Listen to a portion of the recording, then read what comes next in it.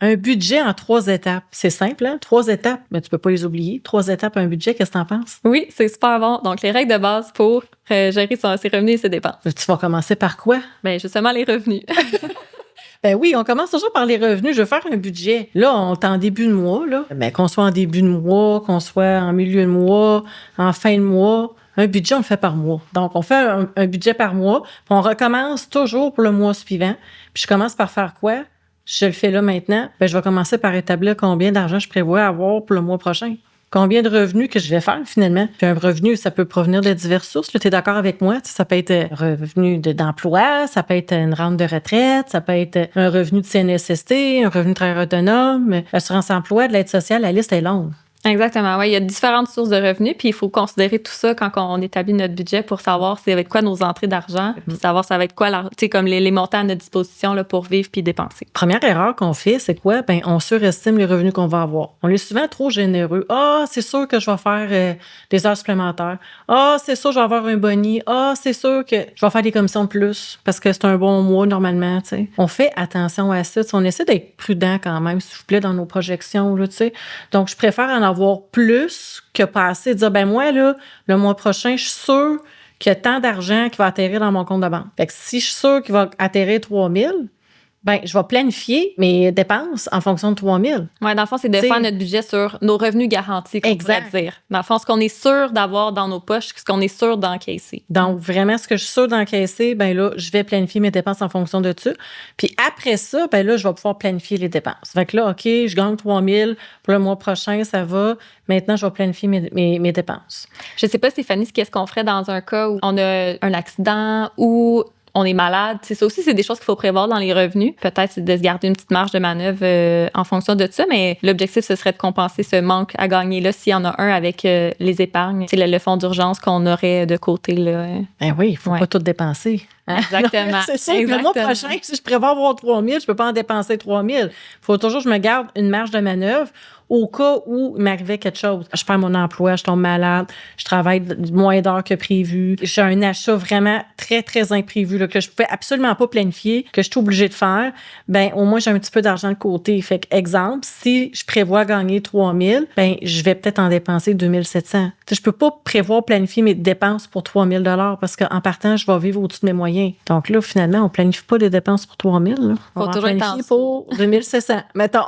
Oui, il faut garder une marge de manœuvre. On va se garder une marge de manœuvre. Donc là, on est rendu à 2 700. Bon, on a plusieurs types de dépenses qu'il faut planifier. Oui, exact. Donc, on a les dépenses fixes, souvent, qu'on va parler, puis les dépenses annuelles, qu'on pourrait dire. Dans le fond, c'est 2 types de dépenses sur lesquelles on peut vraiment être fixé, que ce soit établi. Donc, tu sais, les dépenses fixes, on va penser au loyer, on va penser aux assurances, on va penser, si on a une voiture à payer, c'est quelque chose qui revient aussi de façon fixe à tous les mois. Donc, c'est vraiment toutes les dépenses qu'on peut, dans le fond, qui ne changent jamais d'un mois à l'autre, qui sont toujours pareilles. Ils ne changent pas, ces dépenses-là. C'est toujours les mêmes. Fait que c'est facile à prévoir. Alors là, si j'ai 1 500 $ de dépenses fixes, il m'en reste combien? La fille de maths, oui, je suis comme, c'était une pogne, ça.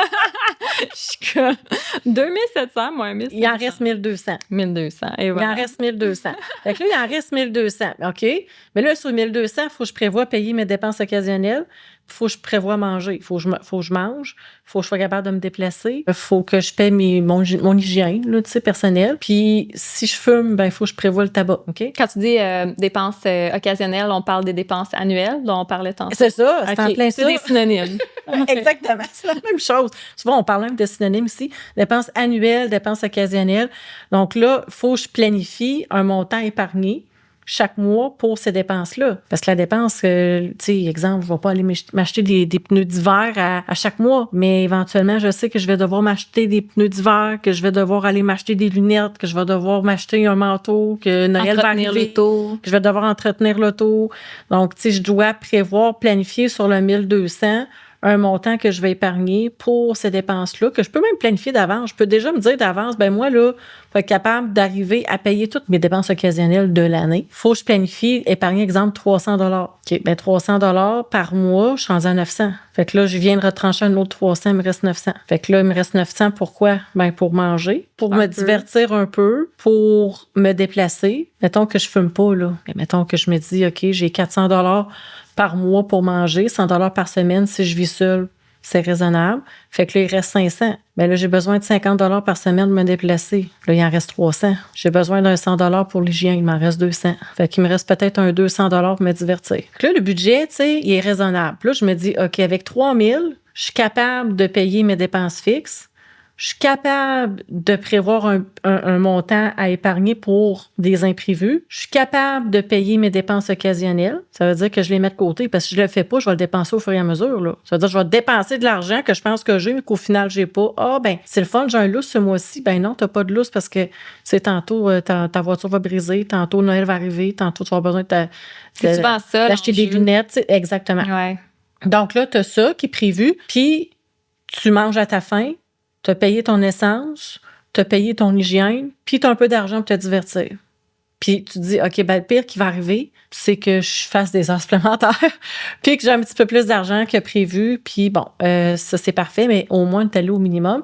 Puis c'est sûr que si je suis plus serrée, parfois, ben là, je vais devoir couper dans le divertissement ou dans d'autres types de dépenses comme ça qui sont moins urgentes, là, parce qu'évidemment, je dois d'abord payer mon loyer, me nourrir. Tu sais, ça, c'est comme les dépenses les plus... De base. Ah, on a parlé un peu de ce qui restait. Le suivi? Oui, suivre Ben oui. Oui, exactement. Ben Donc, oui, ben là, je l'ai établi. Là, je suis contente. Là, ça fonctionne, mon affaire. Fait que là, je me dis, le mois prochain, ça va arriver. Je suis contente. Je sais que, tu sais, avec les revenus que je vais avoir, je vais être capable de payer mes dépenses du mois. Ça convient. Tout est correct. Et là, rendu au mois prochain, je dois faire le suivi. Là, je peux pas juste me contenter de faire un recensement de mes revenus, de mes dépenses. Je dois faire le suivi maintenant. Ouais, dans le fond, c'est de regarder réellement ce qui s'est passé dans la réalité des choses. Là, voir est-ce que ce que j'avais fixé comme revenu, c'est bien ça que j'ai obtenu? Est-ce que les dépenses que j'ai générées, c'est les dépenses que j'avais estimées? Puis je pense que c'est un excellent exercice, justement, pour être capable de se rajuster pour le mois suivant, pour faire son prochain recensement, justement, puis prévoir ce qui s'en vient.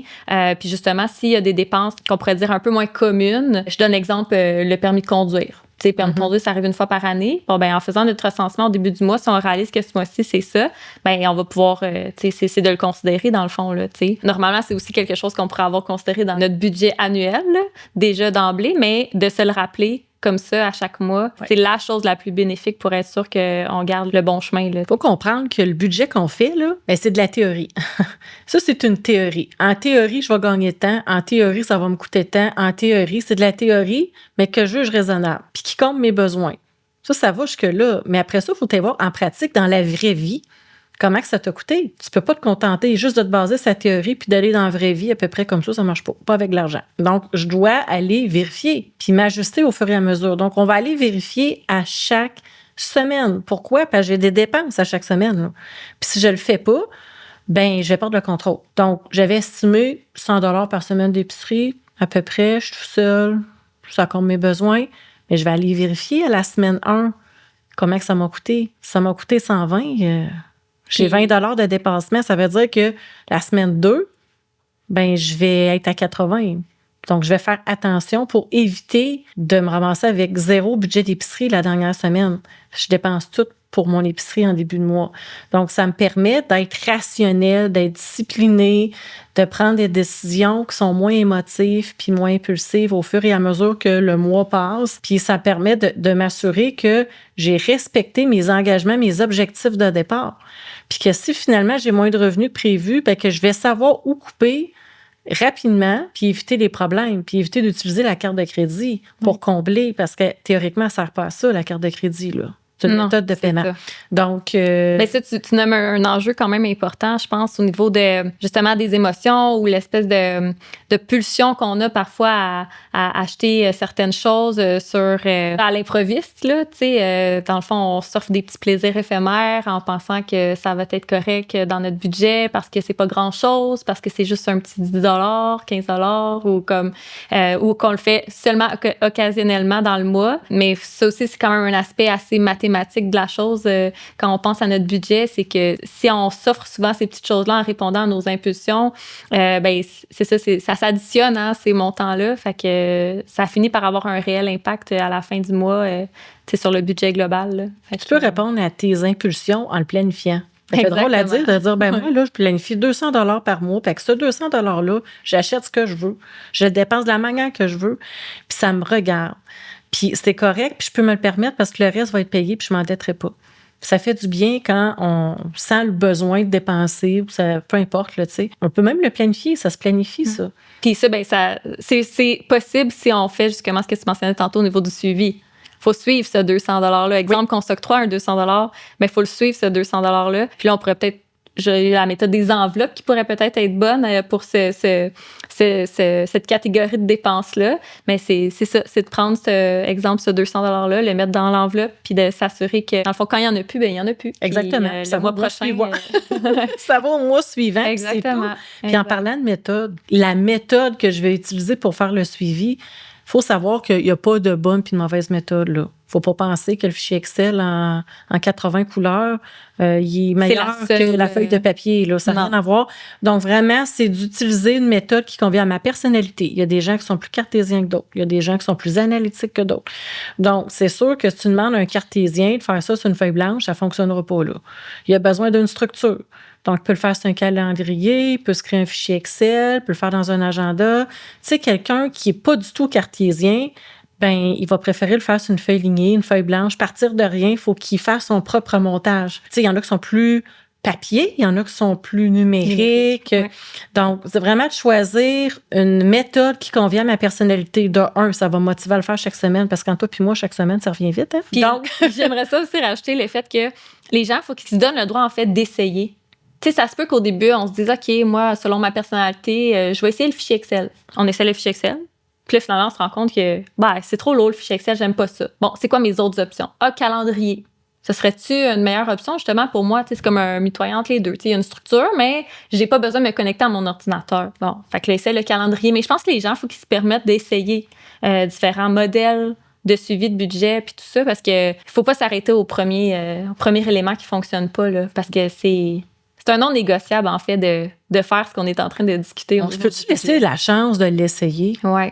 Tu sais, de l'essayer, c'est pas de le faire pendant un mois, puis dire ça fonctionne pas, je suis pas motivée. Tu sais, c'est justement, tu l'as bien dit, c'est de changer la méthode. Souvent, c'est juste une question de méthode. Mm-hmm. C'est pas que je suis pas capable de le faire, je suis capable de le faire, mais la méthode ne me convient pas. Je me comprends pas dans mes notes de semaine en semaine, pas parce que je suis pas intelligent ou je suis pas intelligente, c'est pas parce que je comprends rien, c'est parce que la méthode, elle me convient pas. C'est des fois juste d'essayer d'autres choses. Puis là, oups, tout d'un coup, ça fonctionne. Je comprends. Tu sais, l'important, la méthode, c'est pas de me sauver du temps. Que ça soit simple, me sauver du temps, je me comprends, ça me motive à le faire à chaque semaine, parce que chaque semaine, ça revient vite, même si ça prend 10-15 minutes à faire, demeure néanmoins que ça revient vite. Donc, c'est important de choisir une méthode qui me convient. Pas être gêné de le faire sur une feuille, là. Même si mon meilleur ami prend un fichier Excel à 80 couleurs ou une application qui est là, tu sais, l'important, c'est que ça fonctionne pour moi, parce qu'au final, le résultat va être le même. Exact. Okay? En finance, on se compare pas. Exactement. C'est le résultat qui compte. Okay? Puis le budget, les résultats sont là. C'est le seul outil qui permet de s'assurer qu'on ne va pas dépenser plus que ce qu'on a. C'est simple, tout le monde est capable de faire ça. Exact. Parce que je pense que c'est important aussi de mentionner qu'on a beau aller consulter notre compte bancaire, je veux dire, c'est quand même réparti d'une façon... C'est cartésien, ça, dans les comptes bancaires. On rentre dans notre compte chèque, on rentre dans notre compte épargne, on regarde la carte de crédit, les transactions. Mais ça nous fait pas un bilan global quand même de ce qui se passe, là, dans le sens qu'on voit des moins, des plus. On voit de l'argent rentrer, de l'argent sortir, mais c'est pas ce qui nous permet d'avoir l'heure juste sur réellement. Là, est-ce qu'à la fin, il y en reste ou il y en a plus, tu sais? Fait que c'est important, ça aussi. Oui. Oui. Ben, vérifier son compte de banque une fois par semaine en faisant son budget. Exactement. C'est parfait. Exact. Mais juste de se contenter d'aller le vérifier, c'est pas suffisant. Non, exact. Donc, on doit s'intéresser. Intéressez-vous à vos affaires financières. Intéressez-vous à ce que vous gagnez. Ça fait toute la différence. On se lève chaque matin pour aller travailler. Si on ne s'intéresse même pas à ce qu'on gagne, on s'en va où? On l'entend souvent, ça. On travaille tellement fort. Ben oui. Fait que je pense que ça vaut la peine de regarder ce qui se passe. Exactement. Le budget, là, c'est pas de devenir un docteur en comptabilité, c'est juste de s'intéresser à ce qu'on gagne. C'est tout. Ça fait toute la différence. Exact. Puis, je sais pas, au niveau des trucs, c'est un bon truc que moi, j'aime bien utiliser, c'est de convertir mon achat, la valeur de mon achat en dollars gagnés, en dollars travaillés. En heures travaillées. Oui, ça, c'est bon. Oui. Ça, j'adore ça. Moi, des fois, ça me remet les choses en perspective. Des fois, je me dis, OK, ça, si je voudrais m'offrir ça, c'est l'équivalent d'une journée de travail. Puis ça, je parle souvent, je fais l'exercice, mais sur mon brut en plus, là, même pas sur mon net. Fait que juste de le prendre sur le brut, quand tu dis, OK, ouais, c'est un 7 heures de travail aujourd'hui, tu sais, est-ce que la valeur intrinsèque que j'accorde à ça correspond à ce 7 heures de travail-là. Des fois, c'est assez pour soit me faire attendre ou juste me désister d'acheter l'article en question. Ça me tente moins, finalement. Ouais. Ça me tentait, mais ça me tente moins. Mm-hmm. Donc, des fois, ça permet aussi de démystifier ce qui est une envie d'un besoin. Oui, vraiment. C'est correct de faire des achats d'envie. Là. J'ai envie de quelque chose, je me l'achète, mais on le planifie. T'sais. Mais des fois, quand on ne l'a pas planifié, lorsque on a la dépense, en tout cas, on envisage faire une dépense qu'on n'avait pas planifiée, de se poser cette question-là, c'est vraiment, ça nous permet de déterminer si on le veut vraiment. Mm-hmm. C'est ce que c'est vraiment utile pour moi, puis ça me permet de pouvoir calmer mon sentiment d'urgence de consommer. Oui, vraiment. Puis il y a une autre règle aussi que j'aime bien appliquer, mais ça a un peu rapport avec la consommation, surconsommation. Mais moi, j'aime bien la règle du in and out. Fait que, tu sais, si je prends la décision de faire rentrer un nouvel objet chez moi, ben je regarde, est-ce qu'il y a quelque chose que je peux vendre, usager, ou que je pourrais faire un don même. Tu sais, juste pour être sûr aussi au niveau de ce qui rentre chez soi, puis si ça fait du sens, tu sais, parce que souvent, quand on a cette tendance-là à un peu dépenser sur le coût de l'émotion, ben on accumule aussi beaucoup de biens chez soi. Ça, pour la charge mentale, c'est pas super bon non plus. J'espère que vous avez apprécié la capsule Myriam et Stéphanie. Donc, soyez des nôtres parce qu'on va en préparer une prochaine éventuellement. Exact, on se voit bientôt. Merci. Yes.